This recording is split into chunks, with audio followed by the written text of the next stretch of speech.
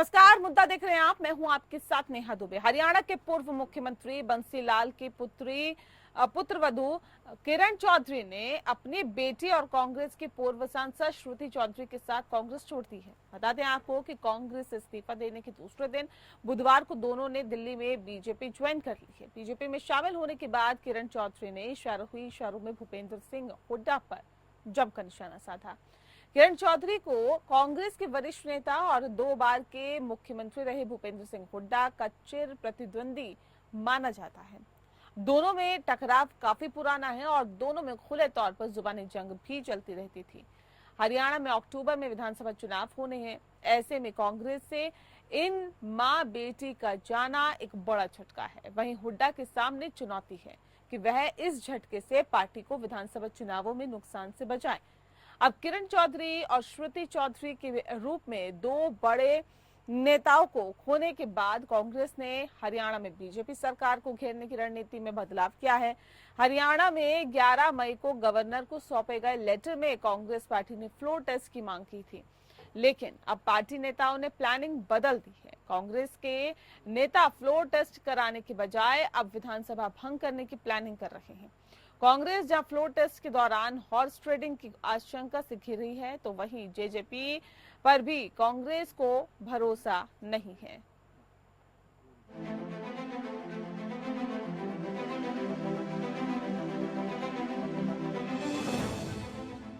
हरियाणा विधानसभा चुनाव से पहले कांग्रेस को बड़ा झटका लगा है। हरियाणा के पूर्व मुख्यमंत्री चौधरी बंसीलाल की पुत्रवधू और भिवानी के तोशाम से एमएलए किरण चौधरी और उनकी पूर्व सांसद बेटी श्रुति चौधरी ने कांग्रेस से इस्तीफा देकर बुधवार को दिल्ली में बीजेपी ज्वाइन कर ली। हरियाणा के पूर्व सीएम और केंद्रीय मंत्री मनोहर लाल और सीएम नायब सैनी ने बीजेपी नेताओं के साथ उनका स्वागत किया। बीजेपी में शामिल होने के बाद किरण चौधरी ने कांग्रेस पर जमकर निशाना साधा। किरण चौधरी ने कहा कि हरियाणा के अंदर कांग्रेस पार्टी एक व्यक्ति सेंट्रिक बन गई है, जो चाहते ही नहीं कि कांग्रेस आगे बढ़े। वहीं श्रुति चौधरी ने कहा कि वो प्रधानमंत्री नरेंद्र मोदी से प्रेरित होकर बीजेपी में आई हैं। मनोहर लाल ने सीएम रहते चौधरी बंसीलाल की तरह हरियाणा में ईमानदारी से सरकार चलाई। अंतिम क्षण तक हमने वो काम करके दिखाना है कि आज जो मान सम्मान हमारे को ये नेतृत्व जो बैठा है उन्होंने दिया है कि हम हरियाणा के वो तगड़े सिपाही हैं कि आने वाले समय में भारी से भारी बहुमत के साथ हरियाणा के अंदर तीसरी बार भाजपा का परचम लहराएगा।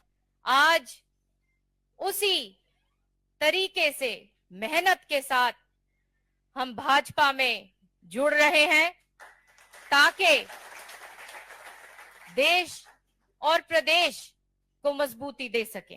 इस मौके पर केंद्रीय मंत्री मनोहर लाल ने कहा, किरण चौधरी का शरीर भले ही कांग्रेस में रहा होगा, लेकिन इनका मन हमेशा बीजेपी में रहा है। वहीं हरियाणा के सीएम नायब सैनी ने किरण चौधरी और श्रुति चौधरी का स्वागत करते हुए कहा कि मैं विश्वास दिलाता हूं कि प्रदेश और पार्टी का मुखिया होने के नाते किरण और श्रुति चौधरी को बीजेपी में परिवार की तरह मिलाकर हरियाणा को मजबूत करने के लिए कार्य करेंगे। आज पार्टी में 2 बहुत प्रमुख हस्तियां जो ठीक है वर्षों तक इन्होंने भले ही कांग्रेस में काम किया, लेकिन मैं तो ये मानूंगा कि शरीर कांग्रेस में रहा होगा, मन हमेशा भारतीय जनता पार्टी में रहा है। पार्टी के मुखिया के नाते भी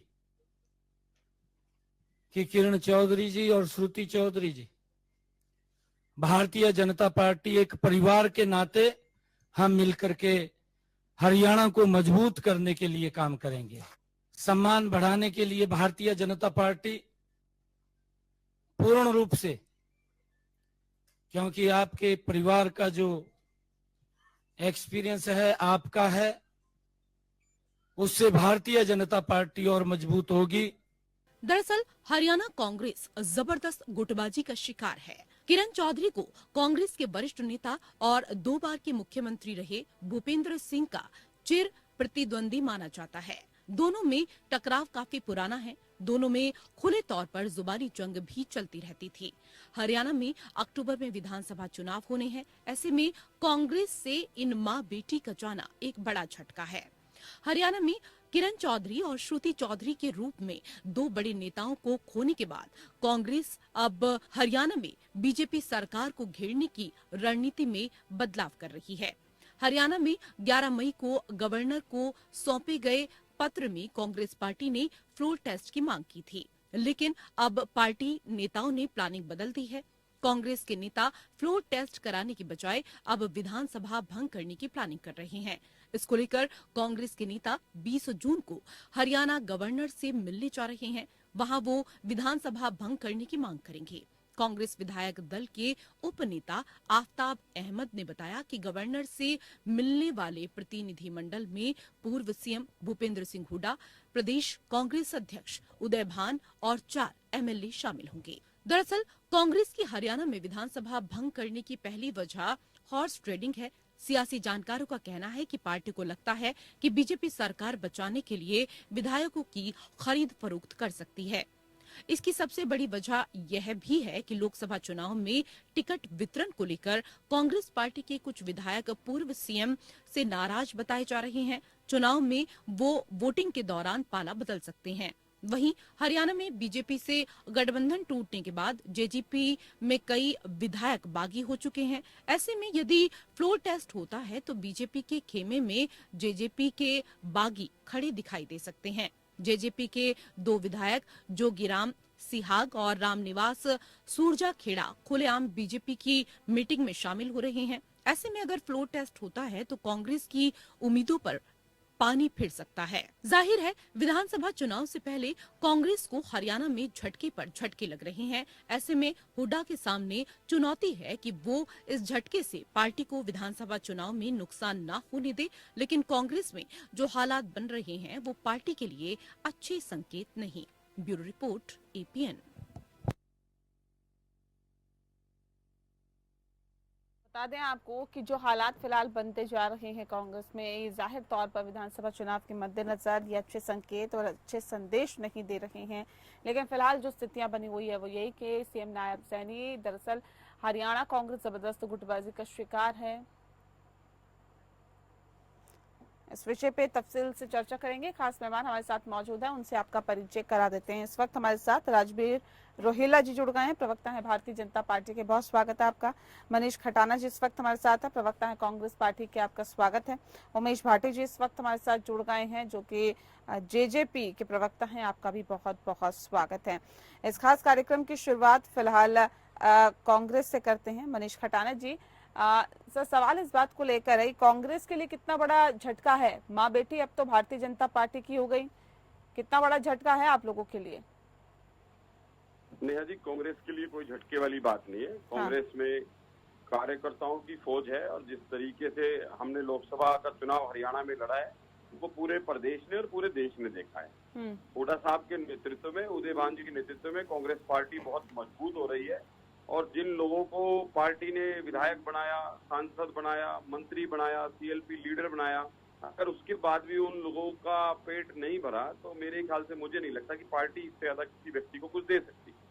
तो एक कार्यकर्ता होने के नाते जितना पार्टी ने उन्हें मान सम्मान दिया वो काफी था, लेकिन फिर भी आदमी का अगर किसी का नहीं भरता तो उसमें कोई कुछ नहीं कर सकता और पार्टी को कोई नुकसान नहीं है। पार्टी और मजबूत होगी और नए कार्यकर्ताओं को जगह मिलेगी, नए लोग पार्टी में जुड़ेंगे, हर आदमी को एडजस्ट किया जाएगा। लेकिन ये तो कहा जा रहा है, सियासी पंडित ये मानते हैं कि एक बड़ा नुकसान कांग्रेस पार्टी को हो सकता है, क्योंकि सीधे तौर पर प्रतिद्वंदी थे, दोनों तरफ से प्रतिद्वंदी। ये कहा जा रहा है कि एक बड़ा कंपटीशन था भूपेंद्र सिंह हुड्डा और इन दोनों के बीच में। कोई प्रतिद्वंदी वाली बात नहीं है, ना कोई बड़ा कंपटीशन है, कुछ भी नहीं है। और हम जिस तरीके से मैडम छोड़कर गई हैं, मैं आपसे वादा करता हूं कि भिवानी की जितनी भी जिले की सीटें हैं सारी की सारी कांग्रेस पार्टी जीतेगी। और मैडम को अब अगर बीजेपी पता नहीं टिकट देती है नहीं देती, अगर देती है तो वो भी सीट बचाना बड़ा मुश्किल हो जाएगा। राजबीर जी, कितना बड़ा फायदा आपको मिलेगा इससे, क्योंकि अक्टूबर में विधानसभा चुनाव भी होने हैं, उससे पहले अगर माँ बेटी का भारतीय जनता पार्टी में ज्वाइन यहाँ पर हो गया है, कितना बड़ा फायदा आप लोगों को लगता है? जी नमस्ते। नमस्कार। राम राम मेरा सभी प्रवक्ताओं को जी। भी, आपके दर्शकों को भी। जी जी। भारतीय जनता पार्टी कभी फायदा नुकसान की बात करती ही नहीं। ये तो हाँ। कार्यकर्ताओं का मन है, कार्यकर्ता भारतीय जनता पार्टी को ज्वाइन कर रहे हैं। हाँ। लेकिन कांग्रेस के मेरे साथी हैं मनीष खटाना जी, तो मैं इनको कहना चाहूंगा तुम्हारे पांव के नीचे कोई जमीन नहीं है। हाँ। कमाल ये है कि फिर भी तुम्हें यकीन नहीं है। धीरे धीरे करके 2005 के बाद आपके दर्जनों नेता पार्टी छोड़ के, आपके क्षेत्र के भी छोड़ के गए होंगे।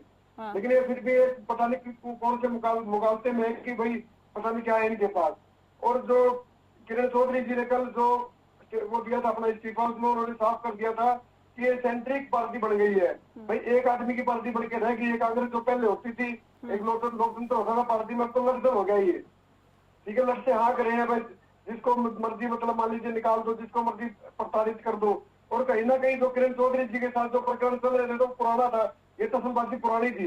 जब से हुड्डा साहब ने जो पहला इनका जो कार्यकाल था, उसी में उन्होंने अपने कार्यकर्ताओं को, नेताओं को ठिकाने लगाने की प्रक्रिया शुरू कर दी। अशोक तंवर जी, राव इंद्र जी, धर्मवीर जी, ऐसे दर्जनों नेता हैं जिन्होंने इनसे त्रस्त होकर पार्टी को छोड़ा। सुचिता की राजनीति करने वाला किसी भी कार्यकर्ता के लिए कांग्रेस में कोई जगह नहीं है। ये कार्यकर्ताओं को, नेताओं को समझ में आने लग रहा है और वो अपना भविष्य तलाश करने के लिए, देश सेवा के लिए, प्रदेश की सेवा के लिए वो भारतीय जनता पार्टी को ज्वाइन कर रहे हैं। और इसी कड़ी में आज किरण चौधरी जी, श्रुति चौधरी जी हजारों समर्थकों के साथ उन्होंने कांग्रेस को, बीजेपी को ज्वाइन किया, कांग्रेस को छोड़कर। तो ये हमारे लिए तो बड़ा बेनिफिट है भाई, हमारी पार्टी मजबूत होगी अपने इलाके में। लेकिन कांग्रेस को कभी ये नहीं लगा कि भाई तुम लोग तुम कमजोर क्यों हो रहे हो तुम लोग। ये धीरे धीरे हर जिले से इनके नेता छोड़ के जा रहे हैं, कार्यकर्ता इनसे कोई नया जुड़ नहीं रहा। ठीक है, चलिए उमेश जी भी हमारे साथ जुड़े हुए हैं। उमेश जी, कैसे इसे देखते हैं, कहाँ नफा कहाँ नुकसान आप आंकते हैं, और क्या लगता है कि व्यक्ति विशेष के जाने से कुछ नुकसान होता है या कुछ फायदा होता है? देखिए, व्यक्ति विशेष से जाने से नुकसान या फायदा तो ये दोनों पार्टियां बताएंगी। लेकिन मैं एक बात कहना चाहता हूं कि हम बहुत शुरू से इस बात को कह रहे थे कि कांग्रेस में एक एसआर के ग्रुप है जो कि हुड्डा ग्रुप से बिल्कुल अलग चलता है। और कांग्रेस के अंदर अगर हम देखें तो सीएम की लाइन में शैलजा जी बैठी हुई है, भूपिंदर सिंह हुड्डा खुद बैठे हुए हैं, उनके बेटे दीपेंद्र हुड्डा बैठे हुए हैं, किरण चौधरी भी उसी लाइन में थी, और भी बहुत सारे नेता हैं। लेकिन ये लोग ये मानने को तैयार नहीं थे। ये कहते नहीं हमारे अंदर कोई गुटबाजी नहीं है। और अब तो एसआर के में से के तो हट गया, के किरण चौधरी के जिनको के माना जाता था वो के तो हट गया, लेकिन एसआर अब जो है इनके साथ में एक अलग से बी जुड़ गया है। वो बी आ गया है एसआर के की जगह, अब ये हो गया एसआर बी। तो हुड्डा साहब की मुश्किलें कोई कम नहीं हुई हैं, हुड्डा साहब की मुश्किलें बढ़ी हैं। तो मेरा मानना ये है कि जो इनकी गुटबाजी है, जो कांटे निकालने का जो खेल कांग्रेस के अंदर शुरू से चलते आ रहा है, जब सुरजेवाला को हराया था तो रामविलास शर्मा जी ने, आपको ध्यान होगा, एक बात बोली थी कि हुड्डा साहब ने एक कांटा तो निकाल दिया। तो आज किरण चौधरी के रूप में दूसरा कांटा भी हुड्डा साहब ने निकाल दिया है। तो ये लोग कोई हरियाणा के लिए काम नहीं कर रहे, बल्कि ये एक दूसरे का कांटा निकालने का काम कर रहे हैं। हुड्डा साहब चाह रहे हैं कि पूरी कांग्रेस खाली हो जाए, और कांग्रेस खाली होने के बाद में सिर्फ एक ही शख्सियत रह जाए, भूपेंद्र सिंह हुड्डा या उनका बेटा। इन दोनों की राजनीति हरियाणा में चलेगी। इसके अलावा इनकी सोच हरियाणा को बढ़ाने की नहीं है। हरियाणा के लिए ना इनकी सोच पहले थी, ना हरियाणा की सोच आज है।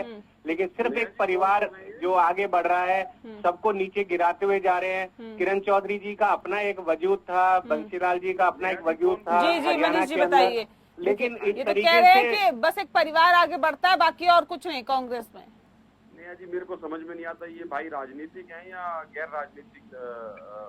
जेजेपी के प्रवक्ता हैं। हुड्डा साहब ने कार्यकर्ताओं की लड़ाई लड़ी है, हुड्डा साहब ने उस व्यक्ति की लड़ाई लड़ी है जो जमीन पे जो लोगों के बीच में रहता है, जिसका परिणाम हमारे सामने है कि 10 में से खटाना साहब कई बार हम आपस में नहीं आप एक बोलो मत मेरे को, मैं भी राजनीति को, शायद आपसे ज्यादा उम्र है राजनीति में मेरी। नहीं उम्र, राजनीति में उम्र का कोई मायने नहीं रखता। हमारे 30 साल कौन लड़के ने तो आपकी काबिलियत ज्यादा है हमसे करनाल में। तो राजनीति में उम्र की बात आप मत कीजिए। नौजवानों की पार्टी है, नौजवान बहुत ताकत से काम कर रहे हैं। और जो आप बार बार हुड्डा साहब कह रहे हैं कि पिता पुत्र, हुड्डा साहब ने हिसार की टिकट काट के अगर जेपी दलाल को अगर दिलवाई, जेपी दलाल ने वहां से जीत दर्ज करी। तो जो व्यक्ति जब 5 साल भारतीय जनता पार्टी में सांसद रहे और लोगों के बीच में नहीं रहे, तो हुड्डा साहब पार्टी के लिए काम करते हैं, कांग्रेस के कार्यकर्ता के लिए काम करते हैं। हुड्डा साहब उस व्यक्ति विशेष के लिए काम नहीं करते कि जो जिनका कद बड़ा है, जिनके फादर या दादा या जिनकी उनके लिए काम नहीं करते। हुड्डा साहब कार्यकर्ता के लिए काम करते दिखा रहे हैं वो। हुड्डा साहब उस कार्यकर्ता के लिए काम करते हैं जो लोगों के बीच में रहता है, लोगों की जन की समस्याओं को उठाता है, चाहे वो सरपंच है। शैलजा जी की प्रेस कॉन्फ्रेंस में शीशे तोड़े गए, हंगामा किया गया हुड्डा ग्रुप के लोगों ने।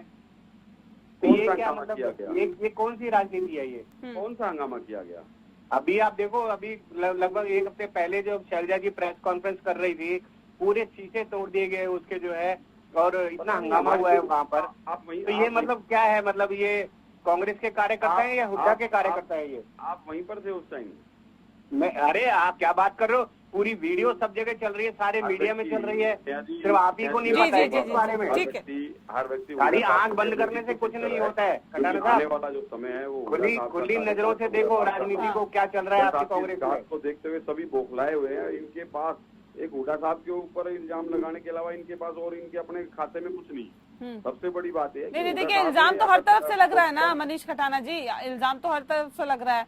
अब किरण चौधरी अगर ये कह रही हैं कि व्यक्ति सेंट्रिक हो गई है कांग्रेस पार्टी, बात इल्जाम की नहीं है, व्यक्ति सेंट्रिक हो गई है कांग्रेस पार्टी, कोई बराबर आए तो उसे खत्म कर देती है कांग्रेस, उसमें खत्म करने की कोशिशों में लग जाते हैं, तो इसे क्या कहेंगे? 5 लोकसभा चुनाव हम हरियाणा के अंदर जीते हैं, 3 के अंदर हम 50,000 से कम के अंतर से हारे हैं। तो ये अपने आप में दिखाता है कि हुड्डा साहब की विकास की रफ्तार जो 10 साल उनके कार्यकाल में थी, लोगों को आज वो दिन याद आ रहे हैं। हुड्डा साहब की, कांग्रेस की नहीं, वही बात आ गई ना। देखिए मैं भी यही बात कह रहा था, हुड्डा साहब कांग्रेस सरकार में हुड्डा साहब की कांग्रेस बन के रह गई है सिर्फ। जी चलिए उमेश जी आप हमारे साथ जुड़े, आपका बहुत बहुत शुक्रिया हमारे साथ सीधे जुड़ने के लिए। और इस वक्त हमारे साथ सीधे जुड़ेंगे प्रदीप नरूला जी, जो कि राजनीतिक विश्लेषक है। प्रदीप जी बहुत स्वागत है आपका। प्रदीप जी मैं आपका रुख करूं उससे पहले भारतीय जनता पार्टी के प्रवक्ता हमारे साथ राजवीर जी जुड़े हुए हैं। राजवीर जी देखिए, तो कह रहे व्यक्ति विशेष से जाने आने से कोई फर्क नहीं पड़ता, अभी भी हम उसी निडरता के साथ आगे बढ़ रहे हैं, अभी भी ऐसे ही अडिग है जैसे कि अभी तक हम चुनाव लड़ते हुए आए हैं। हुड्डा साहब की एक अलग छवि है जनता में, और जिस तरह से अभी थोड़ी देर पहले उमेश भाटी जी आरोप लगा रहे थे कि कांग्रेस पार्टी एक व्यक्ति एक परिवार की पार्टी बनकर रह गई है, क्या भारतीय जनता पार्टी को भी ऐसा लगता है? और 2 बार आप चुनाव क्योंकि जीत चुके हैं, तीसरी बार चुनाव जीतना क्या लग रहा है मुश्किल है? भारतीय जनता पार्टी एक कैडर बेस्ड पार्टी है जी, इसमें कोई माई बाप नहीं है, इसमें संगठन है। पार्लियामेंट्री बोर्ड से लेकर बूथ अध्यक्ष तक हमारा मामला एक संगठन के हिसाब से चलता है। ये किसी माई बाप की पार्टी नहीं है जो कांग्रेस को बना दिया गया है। और एक बात मैं बताऊंगा, मनीष जी भी वो मतलब मेरी बात से इत्तेफाक रखेंगे, भाई घर में लड़का पैदा हो सकता है, लड़की पैदा हो सकती है, लेकिन कार्यकर्ता को गढ़ना पड़ता है, कार्यकर्ता को डेवलप करना पड़ता है। और जो कार्यकर्ता वैचारिक हो जाता है तो वो उसी पार्टी का हो जाता है। तो जो किरण चौधरी जी के साथ जो इन्होंने प्रकरण किया लगातार चल रहा था, ये तो आज तो एक क्लाइमैक्स हुआ इस चीज का। किरण चौधरी का जो प्रकरण चल रहा है लंबा चल रहा है ये, तो इनको पूरी साजिश रची गई। वो उन्होंने खुद अपने मीडिया बाइट्स में भी बोला है और लिखा भी है कि हमारी लिगेसी को मारने की कोशिश की गई, हमारे परिवार का जो हमने एक क्षेत्र में अपना काम किया हुआ है, लोग हमसे मतलब मान लीजिए उम्मीदें रखे हुए हैं, उन चीजों को डिस्ट्रॉय करने की कोशिश की गई। और वही चीजें उन्होंने अपने कार्यकर्ताओं से सलाह मशवरा किया कि भाई यहाँ तो मतलब हम सब लोग खत्म हो जाएंगे, तो तब उन्होंने वहां से निकलने का फैसला किया है।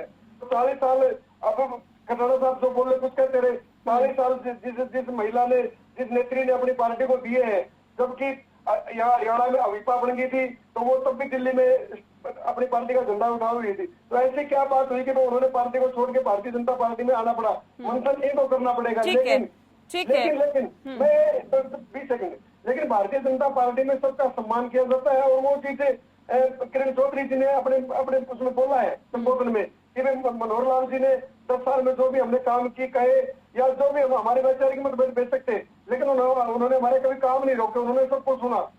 तो ये बड़ी बात है। ठीक है प्रदीप नरूला जी, सवाल इस बात को लेकर है कि अभी जैसे किरण चौधरी, श्रुति चौधरी अगर भारतीय जनता पार्टी में जिस तरह से आ गई हैं, कांग्रेस कह रही है कि झटका नहीं है, भारतीय जनता पार्टी कह रही है कि नफा नुकसान की बात नहीं है, हमारा तो कुनबा बढ़ रहा है, अच्छी बात है, कैसे इसे आंकते हैं एक राजनीतिक विश्लेषक के तौर पर? देखिए मैं नेहा जी आपको एक बात बताऊं, पिछले 2 दशक से हरियाणा में कांग्रेस पार्टी में कुछ नेता ये आरोप लगाते रहे हैं अंदर खाने में कि ये एक आदमी की, हरियाणा में एक आदमी की पार्टी बनकर रही है। और वो कहीं ना कहीं उनके आरोपों में कहीं ना कहीं सत्यता भी है। ऐसा नहीं है कि भूपेंद्र सिंह हुड्डा का गुट जो बाकी के गुट है जिसको SRK बोलते हैं आप, तो SRK से हर मामले में हावी रहा है भूपेंद्र सिंह हुड्डा का गुट। और जो मौजूदा प्रकरण है किरण चौधरी जी का, इसकी नींव लोकसभा चुनाव में रख दी गई थी।